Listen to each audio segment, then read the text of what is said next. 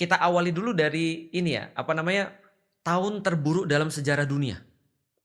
Ada ya itu? Ada. Tahun Tahun terburuk terburuknya? dalam sejarah dunia itu 536. Semua orang udah sepakat.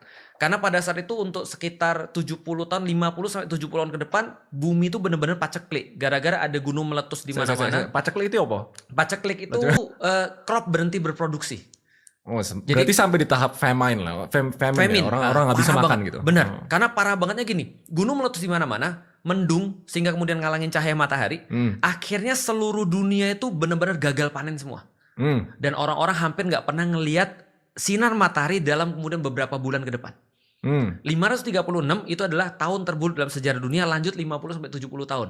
Lebih gelap daripada sekarang berarti? Jauh.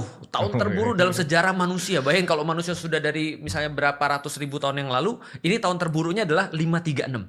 Dan tebak kapan Rasulullah lahir? Sekitar sana. Tahun gajah. Oh iya, gue ingat itu di Tiba ya. Di Tiba, betul. Nah, jadi tahun gajah 570.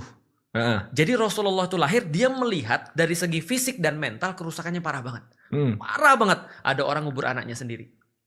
Ngubur anaknya sendiri Karena dia nggak mau punya anak selain laki-laki. Dia malu kalau punya anak perempuan.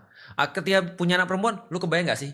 Aku sebagai seorang ayah punya anak perempuan, jelas aku lebih peduli daripada anak laki-laki dong. Itu benar. Tapi zaman dulu kan dilihatnya sebagai beban mungkin beban. ya. Dikubur hidup-hidup, bro. Hidup-hidup dikubur. Itu tradisinya orang-orang Arab pada saat itu. Nah, tidak radikal hanya itu, ya? radikal. Punya istri bisa 40 sampai 100. Coba bayangin gak sih? Kalau contoh ya, kalau ini simulasi ya.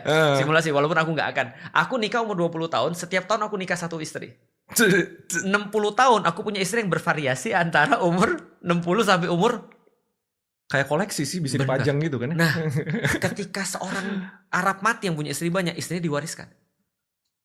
Emang gitu konsepnya dulu? Benar, konsepnya gitu. Lu bayangin aja, kerusakan apa lagi? Riba merajalela. Segala macam, kemudian orang-orang yang budak lahir hitam apes. Karena dia bakal jadi budak kan gitu kan ya. Dia lahir kemudian punya nasab bagus, dia langsung tiba-tiba jadi tinggi. Apalagi kalau dia anak. Apapun yang Anda temukan sekarang masalah-masalah ada di masa Rasulullah SAW. Ada juga orang yang nyulap. Nah, ada juga tuh model-model kayak gitu. Nah, apa yang dilakukan oleh Rasulullah? Escape. Beliau naik ke Gua Hira untuk escape dari semua itu. Karena kalau kita tidak escape, kita nggak akan pernah lihat lebih terang dan lihat lebih jelas.